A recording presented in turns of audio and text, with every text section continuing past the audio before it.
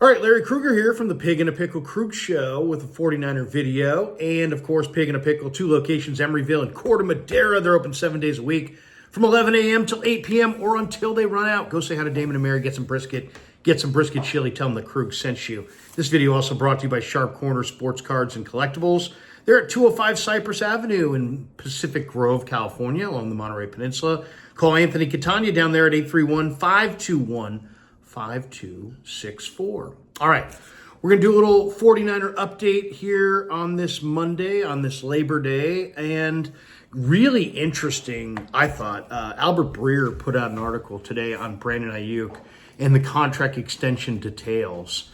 And so there's been so much said about the contract and what was offered and what, who offered what and when and exactly how it all went down. So I'm kind of glad that Breer did this, kind of a recap of, the entire Aiyuk thing with actual facts as opposed to just hearsay. So let's go through it. Brandon Aiyuk's contract extension, the details that Breer, puts forward start in May. And in May, the 49ers offered Aiyuk $26 million. I think Mike Silver might have reported that in the Chronicle. They didn't budge off that $26 million a year offer until training camp started, and Aiyuk chose to, quote-unquote, hold in. And at that point, they moved off their $26 million offer. But they offered $26 million in May and didn't, there was pretty much contract silence between the two sides until training camp. And we were hearing as much. So that was how that went. And August the 12th, the Niners offered Aiyuk 2 different deals. They offered him either a 3-year, $87 million deal, which is, $29 million a year AAV, or a 4-year, $120 million deal, which obviously is $30 million AAV. Aiyuk initially rejected both offers. And I'm sure at that point, the 49ers were kind of like, what is going on? If we're offering 29 a year, we're offering 30 a year. He says he wants to be a Niner. He's rejecting both offers. What's the deal? Well, finally, Aiyuk accepted that second offer and signed with the 49ers on August 29th for 4 years and $120 million. So there you go. That's kind of the timeline of it. Now, as far as the other teams that were involved, the Patriots came to the Niners and they wanted to trade for Aiyuk. They offered a 2025 second-round pick and a 2026 fourth-round pick and a player. Now, I don't know what player the Patriots were offering. The Niners asked for Kendrick Bourne. So, essentially, the Pats' offer was going to be a second next year, a fourth the following year, and maybe Kendrick Bourne. Ugh, that would have been ugly. I mean, that really would have been ugly. And they were going to sign Aiyuk either to a 3-year, $30 million deal or a 4-year, $32 million deal. So they had the big money offer on the table. Now, the Browns also wanted to get in the mix. They offered Amari Cooper and a second-round pick and a fifth-round pick, but Brandon didn't want to go there. They were only offering him a 3-year deal, and I'm not sure. I mean, it's Cleveland. He may not have wanted to live in Cleveland. That's possible as well. And then the Steelers, of course, were involved, and they offered a second and a third-round pick, but they refused to include any kind of a player. And why this was such a deal breaker is that, there was those picks were in 2025.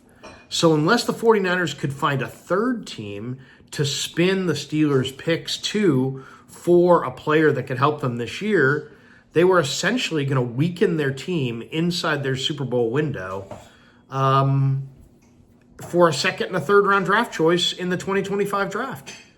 And the Steelers were never going to offer more than $28 million a year because they didn't want locker room problems because TJ Watt makes that. And they didn't want to offer Aiyuk more money than TJ Watt, who's obviously one of the existing leaders in their locker room. The Niners then called a dozen teams or so trying to see if they could take the Steelers' draft choices and swap them out for a wide receiver.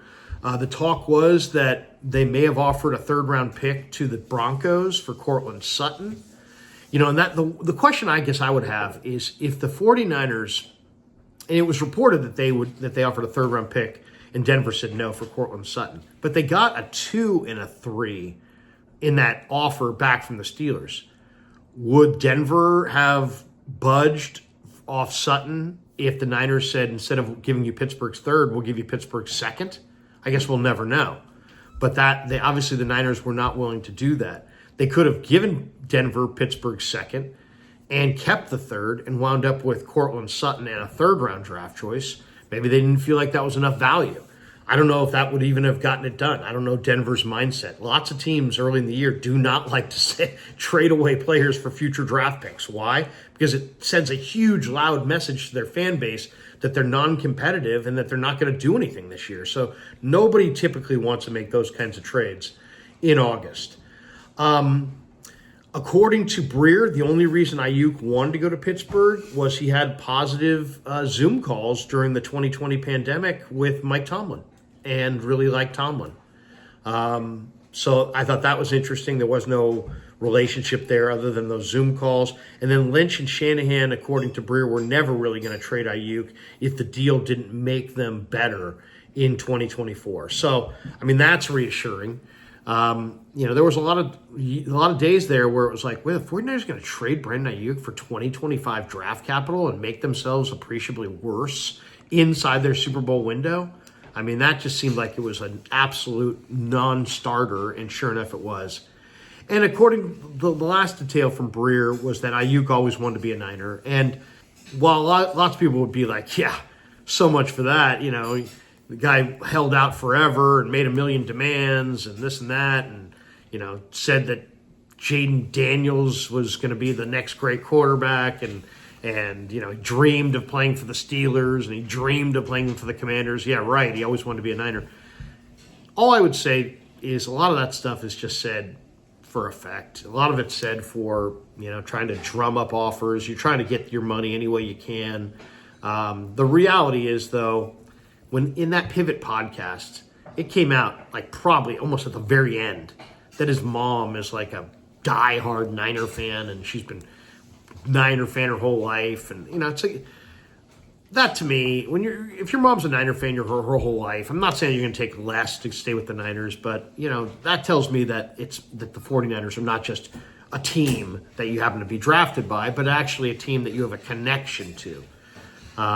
He obviously downplayed that smartly during the negotiations, but anybody who saw that Pivot podcast and saw him talk about his mom and her love for the Niners knew that it was going to take something significant for Aiyuk to bail.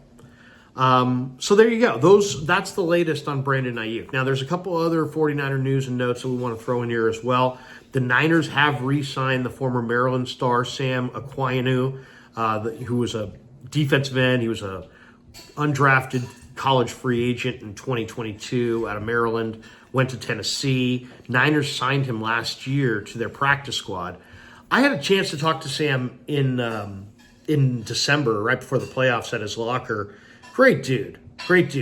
He's a short, guy with a power-packed body. I mean, we're talking about 6'1", 270, 275, but he's got great athleticism, great first-step quickness. He can go get the passer. So anyway, he initially had made the Niners roster, and then they cut him, and it was like, wow, how cruel is that? They wound up cutting this guy.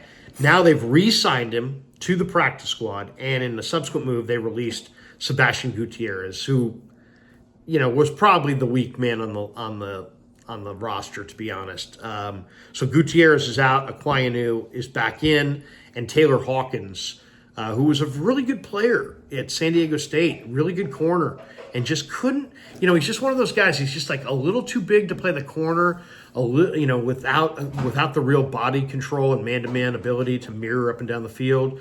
A little too linear and undersized to be a full-time safety. Not an elite athlete, just a solid athlete. So Taylor Hawkins, just a latest example of a really, really good, conscientious, hardworking college football player who just wasn't quite good enough to make it in the pros. And one other note, according to Jeremy Fowler, Niners All-Pro left tackle Trent Williams is, quote, not happy, close quote. And he's not happy with the negotiations that are going on between him and the 49ers.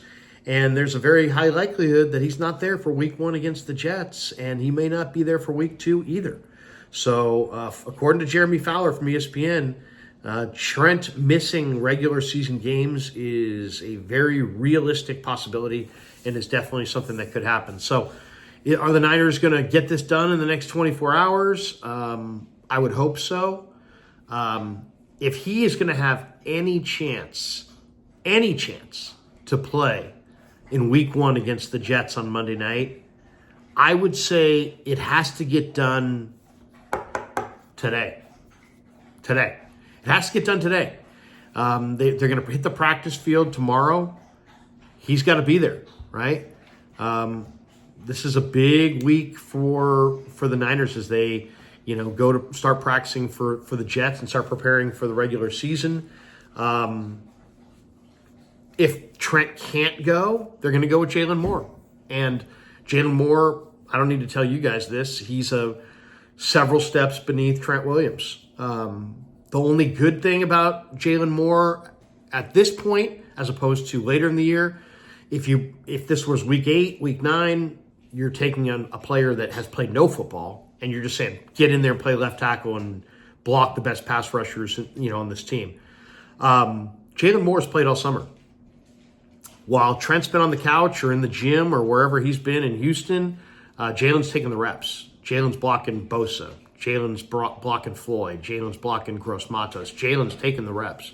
So he's played all the snaps. He's gotten all the practice reps. If there's ever a time for him to be ready to roll, it would be week 1 against the Jets. The Jets, I watched their entire preseason. They have a really, really good defensive line. Kinlaw is starting next to Quinnen Williams inside, but they can come at you in waves, and they got a lot of speed and a lot of athleticism on that front line. So the Niners need all hands on deck, and Trent Williams is obviously the key guy in that equation. So we'll follow that. But the latest, according to Jeremy Fowler, is that he's not happy, and the threat of him missing week 1 and maybe even additional games after is very real. So hopefully the Niners get this done in the next. Well, hey, how about right now? That does it for the update. Thanks to Pig and a Pickle for being the title sponsor of the Krug Show. Thanks to Sharp Corner Sports Cards and Collectibles for sponsoring this video. Thanks to all of you guys for supporting the Krug Show on YouTube.